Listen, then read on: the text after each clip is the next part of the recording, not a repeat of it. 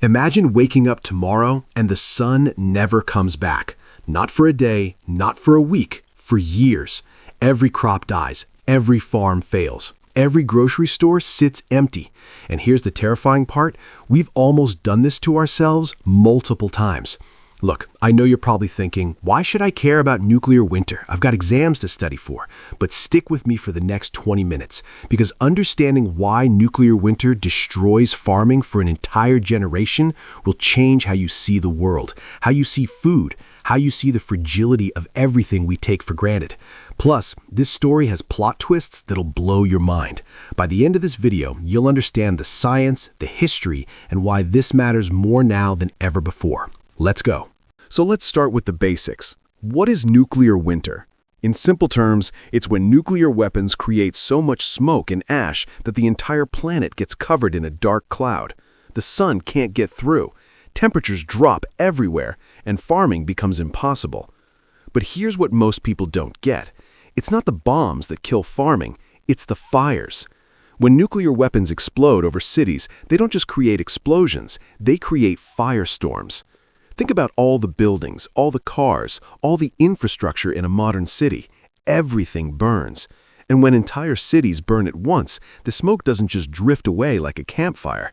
It rises all the way up into the stratosphere. Here's where the science gets wild. Normal smoke from wildfires, rain washes it out in days or weeks. But stratospheric smoke is different. It's so high up that there's no rain to wash it away. It just sits there, circling the globe, for years. Scientists ran the calculations. After a large-scale nuclear war between two major powers, the smoke would block out 70% of sunlight. 70%. That's like living in permanent twilight. And when plants can't get sunlight, they can't photosynthesize. No photosynthesis means no growth. No growth means no food. The temperature drop, but it gets worse. Without sunlight warming the Earth, temperatures plummet. We're talking about a global average temperature drop of 20 to 30 degrees Fahrenheit, in some areas even more.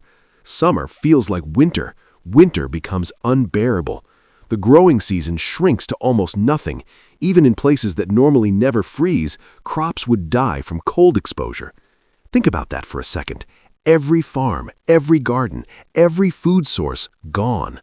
Not because of radiation, not because of bombs falling on fields, but because the sun disappeared. Why one generation matters. Now here's the part that really messes with your head. Why does nuclear winter specifically doom an entire generation? Let me break it down. Humans need about 2,000 calories per day to survive. Multiply that by 8 billion people. That's a lot of food. And we don't have massive stockpiles sitting around. The modern food system's weakness. Our current food system is built on something called just-in-time delivery. Grocery stores keep maybe 3 days of food in stock. Warehouses hold a few weeks at most.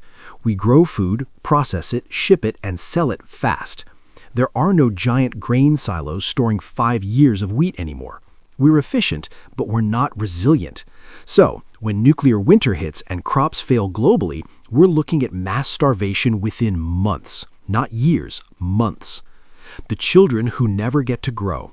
Here's where it gets emotional. Children are the most vulnerable. A baby born the day nuclear winter starts faces malnutrition immediately. Their development gets stunted. Cognitive problems, physical weakness, disease, if they survive at all. Kids who are 5, 10, 15 years old when it happens, they spend their critical growing years starving. That entire generation grows up malnourished, underdeveloped, and traumatized. And even when the smoke finally clears after 5 to 10 years, farming doesn't just bounce back instantly. Soil has been frozen, seeds are gone, infrastructure is destroyed. It takes time to rebuild. That generation loses their childhood, their health, their potential. An entire generation sacrificed because of decisions made by people in power decades before they were born. Think about that. Real historical close calls. And this isn't just hypothetical fear-mongering, we've come terrifyingly close to this scenario. In 1983, a Soviet early warning system falsely detected American missiles. One man, Stanislav Petrov, decided to trust his gut and report it as a false alarm instead of launching a counterstrike. He was right. It was a computer glitch. That one decision by one person saved the world from nuclear winter. In 1995, Russia detected a rocket launch off their coast and thought it was a nuclear attack. It was actually a Norwegian scientific rocket. Boris Yeltsin had the nuclear briefcase open and ready to launch. At the last minute, they realized the mistake. We've been seconds away from ending civilization multiple times, and most people have no idea. All right, let's get into the nuts and bolts of why farming specifically becomes impossible. It's not just about cold and darkness, it's about how plants actually work. Photosynthesis shutdown. Plants need three things to grow: sunlight, water, and CO2. In nuclear winter, sunlight drops by 70% or more. Even shade-tolerant plants need at least 20 to 30% of normal sunlight to survive. Most crops need way more than that. Wheat, corn, rice, the staples that feed billions, they need full sun. Cut their sunlight by 70%, and their growth rate doesn't just slow down, it stops completely. They use more energy trying to survive than they can produce through photosynthesis. They die. But let's say somehow plants could survive on low light. The temperature problem still kills them. Most crops have specific temperature ranges they can tolerate. Tomatoes die below 50 degrees Fahrenheit. Corn needs 60 to 70 degrees minimum to germinate. Rice needs even warmer temperatures. In nuclear winter, summer temperatures in the northern hemisphere would drop to 40 to 50 degrees Fahrenheit. Even in the tropics, temperatures would plummet. No growing season means no crops. The cascade effect.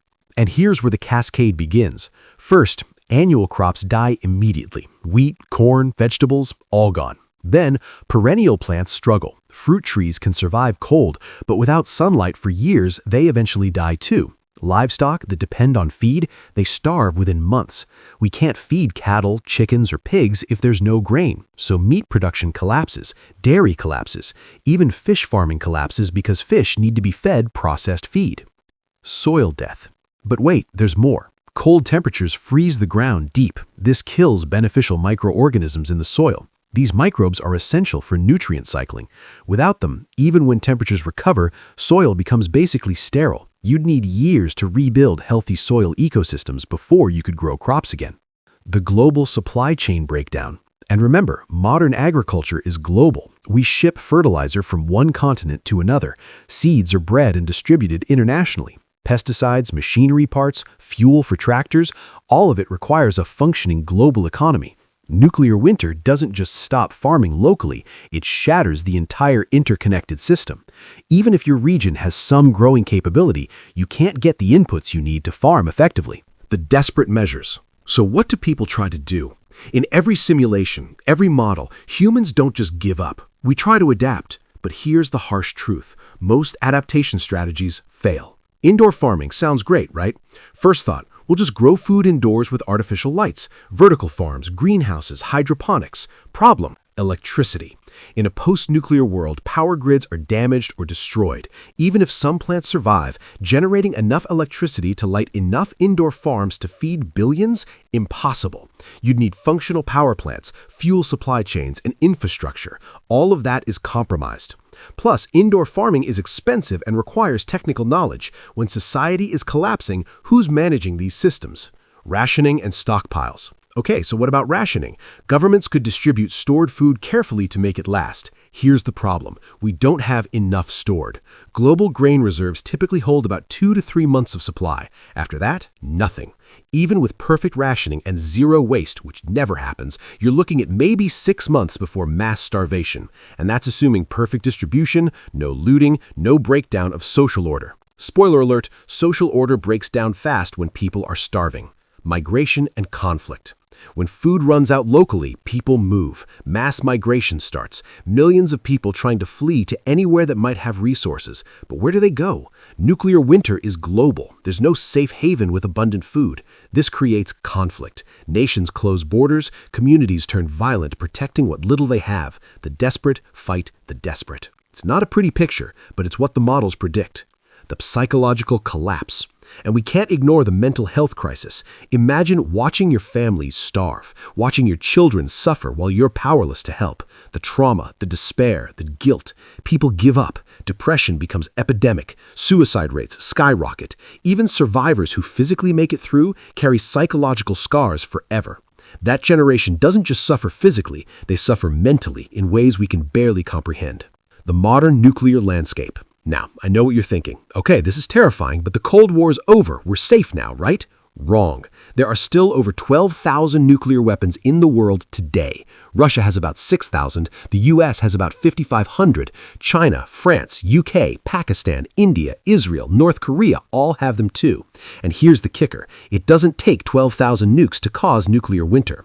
Modern simulations show that even a limited nuclear war between India and Pakistan using 100 weapons could trigger a nuclear winter scenario. 100 weapons, that's less than 1% of the global arsenal, and it would still drop global temperatures enough to devastate agriculture worldwide. Current tensions. Right now, tensions are rising. Russia-NATO tensions are the highest they've been since the Cold War. China-Taiwan issues keep escalating. North Korea keeps testing missiles. India and Pakistan have unresolved conflicts. Any of these situations could spiral out of control. And unlike the Cold War, where two powers dominated, we now have multiple nuclear-armed nations with different interests, cultures, and triggers. That's more unpredictable, more dangerous. The younger generation's burden. And here's why this matters to you personally. If you're watching this, you're probably young, maybe a student, maybe early in your career. You're the generation that would suffer most from nuclear winter. Not the politicians who make the decisions, not the military leaders who control the weapons. You, your future, your potential, your life would be stolen by something you had no control over. What actually gives hope? But here's the thing, awareness matters. When people understand the consequences, when they demand change, things can happen. The Cold War ended partly because people protested, educated themselves, and refused to accept nuclear weapons as normal. Treaties got signed, arsenals got reduced. We went from 70,000 nuclear weapons in the 1980s to 12,000 today. That's progress, but we can't get complacent. Every generation needs to understand this threat and push for further disarmament. That includes yours. So, let's bring this home. Nuclear winter isn't some abstract science fiction scenario. It's a real possibility with real science behind it. And if it happens, farming becomes impossible for an entire generation. Not because of technology failing, not because we don't know how to grow food, but because the sun disappears behind a cloud of our own making. Children born into that world never get a chance. They starve, they suffer, they lose their potential. An entire generation sacrificed. And the scariest part? We've come within minutes of making this happen multiple times. By pure luck, by individual courage, by last-second decisions, we've avoided it. But we can't rely on luck forever. So, here's what I want you to take away from this. 1. Understand the stakes. Nuclear weapons aren't just bigger bombs. They're society-ending tools. 2. Don't be apathetic. When you're old enough to vote, when you have a voice, use it to support leaders who prioritize disarmament and de-escalation. 3. Spread awareness. Most people have no idea how close we've come or how devastating nuclear winter would be. Share this information, talk about it, make it impossible to ignore. Because the generation that gets lost doesn't have to be yours. We can choose differently. We can demand better. We can build a world where nuclear winter stays in the realm of nightmare scenarios that never happen, but only if we stay aware, stay informed, stay active. If this video opened your eyes even a little bit, hit that like button. Subscribe so you don't miss future videos where we break down complex topics that actually matter. And share this with someone who needs to understand what's at stake. Leave a comment telling me what you think. Were you aware of how serious this threat is? What else do you want to learn about? I read every comment. Thanks for sticking with me for 20 minutes. This was heavy, I know, but knowledge is power, and you just became more powerful. Now go use that power to make a difference. I'll see you in the next one.